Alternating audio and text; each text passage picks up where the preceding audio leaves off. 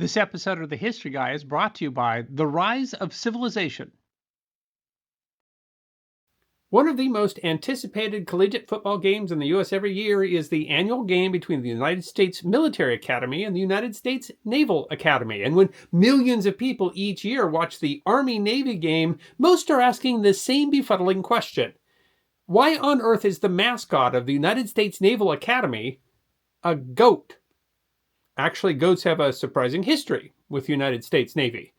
But then again, goats have a surprising history all around. The Rise of Civilization is a new show from Dynamo. They're the makers of the hit YouTube series Business Explains the World. It premieres in November 2025. In fact, the first episode, which is about fire beacons, is already posted. And yes, yours truly, the history guy, is on that show. Yeah, I know AI, but as a historian, I do have this frustration because there was nobody wandering around with a camera in ancient Greece. I had a great time working with Dynamo on this documentary, and the AI is maybe less than perfect, but it does allow us to picture how the past built the present in a brand new way. Technology of the present, letting us get a glimpse of the past. So join us on a journey as we use today's technology and centuries of knowledge to discover our collective past. Watch that first episode on fire beacons with yours truly, the history guy, on YouTube at The Rise of Civilization. And if you like it, go ahead and subscribe.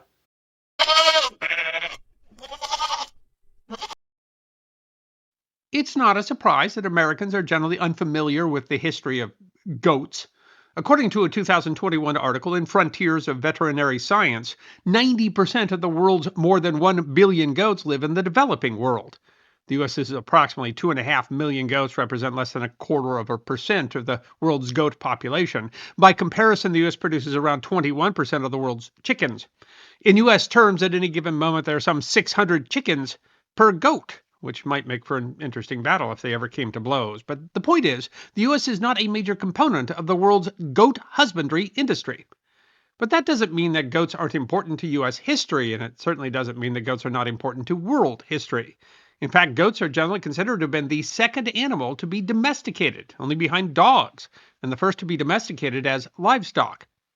That is 1,000 years before sheep, 1,500 years before cattle, 3,000 years before pigs, 5,000 years before horses, and possibly 7,500 years before chickens were domesticated, people were raising goats. DNA evidence demonstrates that the progenitor of domestic goats was the bezor ibex, commonly called the wild goat, whose historical range stretched from the Aegean Sea through Anatolia, the Caucasus, Iran, and far east is Pakistan and Afghanistan. Tamsin Cooper, a goat owner who writes for the Goat Journal, explains on the website of the Livestock Conservancy that goats' social nature and adaptability enabled early civilizations to tame them. Historian Jared Diamond notes in his 1997 Pulitzer Prize-winning book Guns, Germs, and Steel, The Fates of Human Societies, that there are several characteristics that would predispose certain species to domestication, and these include high fertility and reproductive rate and a fast growth rate, animals that can be herded and handled without becoming aggressive, animals that are adaptable to a range of environments and feedstuffs and are not directly in competition with man's diet, animals with a docile nature that are not prone to flightiness or skittishness, animals that naturally move in herds and submit to a pack leader, and in all these characteristics, the goat excels. Exactly when were they domesticated? There's some disagreement, but multiple methods of tracking DNA conclude that goats were domesticated in the Near East somewhere between 10 and 11,000 years ago. And what's more, goats were so valuable that they were domesticated many times. A 2018 article in the journal Science entitled Ancient Goat Genomes Reveal Mosaic Domestication in the Fertile Crescent explains, we generated genomic data for 83 ancient goats, 51 with genome-wide coverage, from Paleolithic through to medieval contexts through the Near East. Our results demonstrate that multiple divergent ancient wild goat sources were domesticated in a dispersed process, resulting in genetically and geographically distinct Neolithic goat populations, echoing contemporaneous human divergence across the region. Cooper writes, Neolithic sites reveal how the practices of agriculture and pastoralism spread around the region. In fact, genetic analysis of bone samples reveal that goat populations in different areas were quite distinct, as were their human herders. This process has continued. Science writer Chris Hurst writes on the website ThoughtCo in 2019, today over 300 breeds of goats exist on our planet, living on every continent except Antarctica. They thrive in an astonishing range of environments, from human settlements and tropical rainforests to dry, hot deserts and cold, hypoxic high altitudes. The authors of the study published in Science note, we also detect early selection of pigmentation, stature, reproduction, milking in response to dietary change, providing 8,000-year-old evidence for human agency in molding genome variation within a particular species. That's important in that it shows that people were selectively breeding goats. That is, very early on, we were changing goats to suit our needs, but it also shows the pure function of bah. People can eat goats, can milk goats, can wear their skins. Even the dung has a purpose, both to fertilize crops and to use as fuel. It is interesting that goats were domesticated during the Neolithic era, the Upper Stone Age, a period whose anthropological definition begins with early agriculture and is associated with the Neolithic Revolution, the period when human societies largely transitioned from nomadic hunter-gatherer lifestyles to settled agriculture and villages. That connection is not coincidental. The journal Nature's Index explained in 2019, humans began domesticating animals more than 10,000 years ago, thereby ensuring a fixed source of food and furs, which supported the evolution of society. A 2003 article by Y. Hatzimanoglu of Greece's Aristotle University in the journal Small Ruminant Research writes, goats were apparently the first species to be domesticated as livestock about 8,000 BC in the area of Mesopotamia, today's Middle East. This region of domestication was also the cradle of one of the first civilizations, the Sumerians, and goats had a strong impact on all phases of their life. Goats were present and involved in all life events of ancient societies, as documented in earliest archaeological findings and written evidence. Hatzimanoglu continues, it appears that goats were the first milk-producing animals exploited by humans. In ancient Egypt, goat cheese was an important part of the daily diet, not only because people valued its taste, but because of the belief that it could prevent tuberculosis, slow down the aging process, and even improve one's sexual abilities. Minoans and Mycenaeans loved cheese made from goats and sheep milk. From descriptions in the Bible, the value of goat's milk was cherished for the sustenance of the household and the maintenance of the community. Likewise, the authors note, goat skins were used in many ways, for the wrapping of the dead, for parchment made in Egypt, and for making clothes in all parts of the region. Perhaps not surprisingly, as they were so central to important functions of civilizations, goats then played an important role in mythology as well.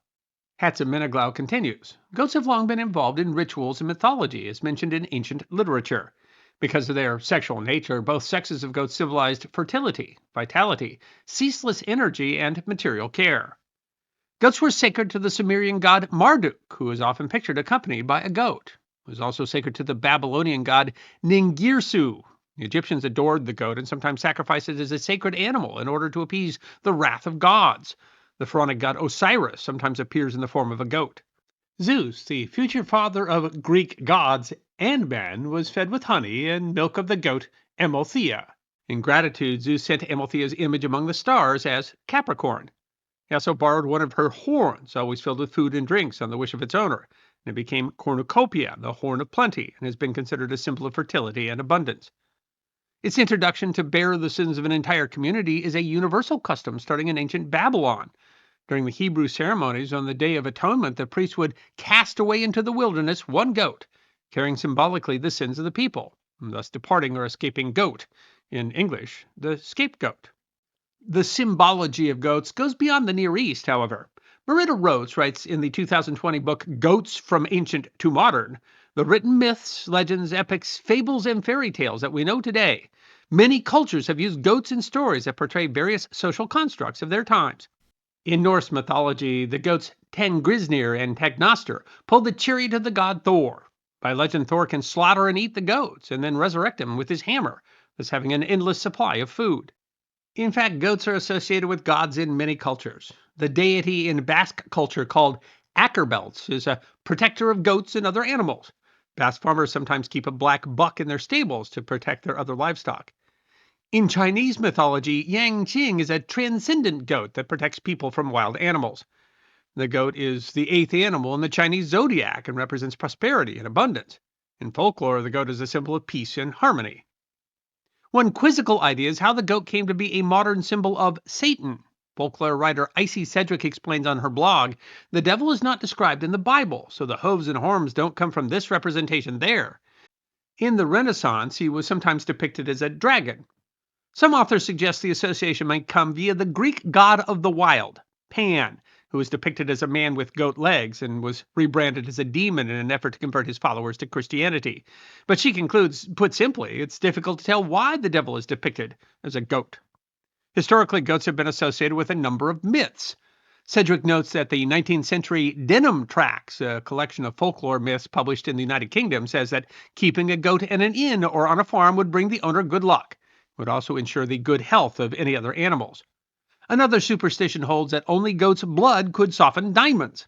She continues, dreaming of goats apparently suggests bad health, but if you dream of many goats, it meant that you could expect an inheritance.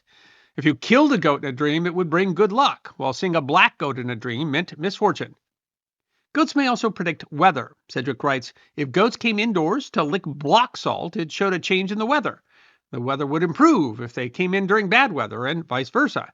If their coats thickened rapidly in early autumn, it meant farmers could expect a long winter. Writer Amelia Soth notes another important goat myth in a 2018 edition of JSTOR Daily, that of the bezor. A goat swallows a hare. Washed in stomach acid, the indigestible strand gathers layers. It grows like a pearl forming from a grain of sand. Without knowing it, the goat is growing an object worth 3 times its weight in gold. An object with the power to fascinate kings, to make fortunes, to draw ships across the ocean. The lump in the goat's belly is called a bezor. Smooth, lustrous, and dung-colored, bezors range in size from pebbles to goose eggs.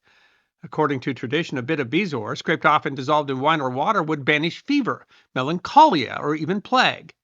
Most famously, they were supposed to counteract any poison, which made them a must-have for paranoid monarchs.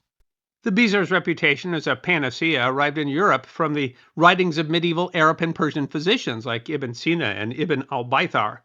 In early modern Europe, the reputation made bezors one of the most sought-after commodities on the market. They were frequently valued at many times over their weight in gold.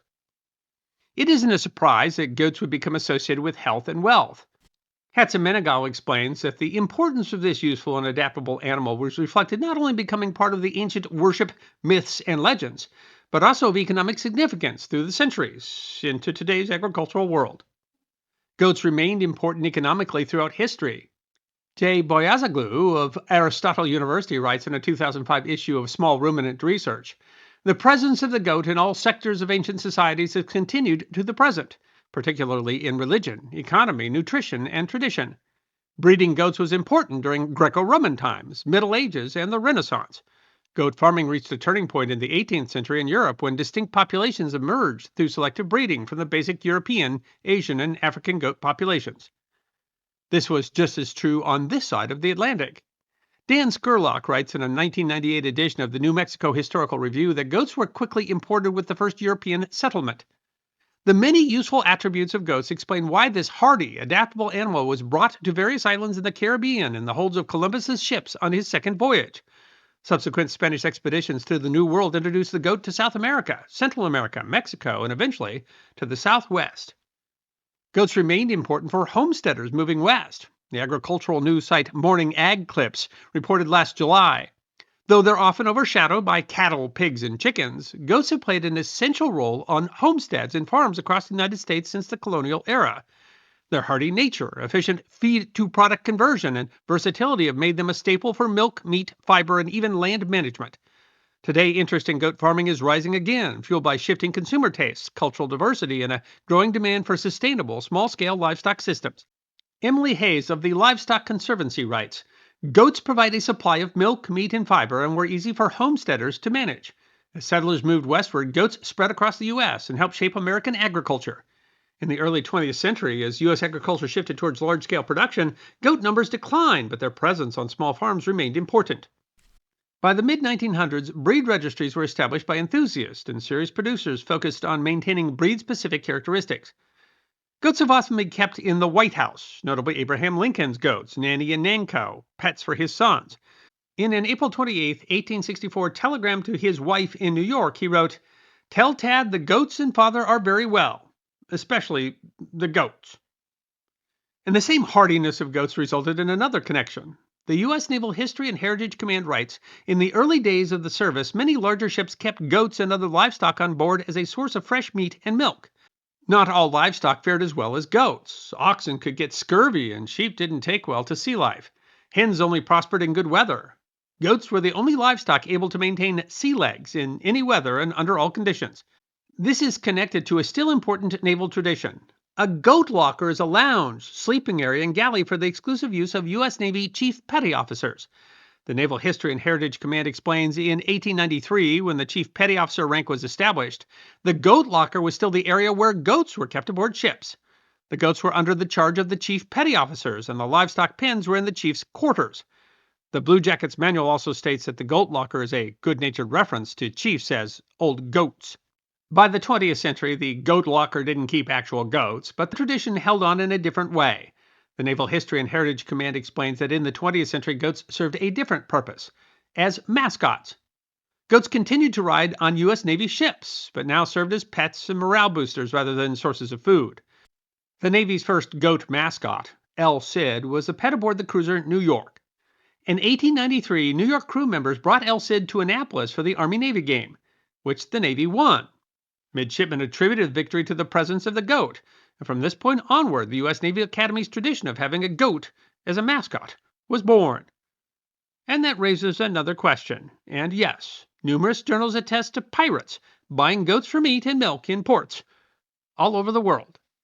Goat meat is just not much preferred in the developed world, where people don't prefer the gamey taste. We have less cultural connection to eating goat and more developed economic systems around productions of other kind of meat. Heck, in the United States, the only thing we know a goat is good for is to feed the T-Rex on Isla Nublar.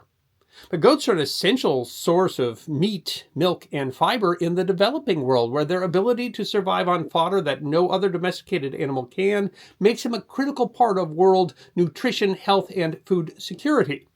The aid agency Heifer International notes that many development agencies consider goats to be the preferred livestock commodity to alleviate poverty. And the humanitarian organization Concern Worldwide notes that for sheer ubiquitousness and all-around functionality, nothing can really beat Capra hirscus, otherwise known as the goat. I hope you enjoyed watching this episode of The History Guy, and if you did, please feel free to like and subscribe and share The History Guy with your friends. And if you also believe that history deserves to be remembered, then you can support The History Guy as a member on YouTube, a supporter on our community at Locals, or as a patron on Patreon. You can also check out our great merchandise shop or book a special message from The History Guy on Cameo.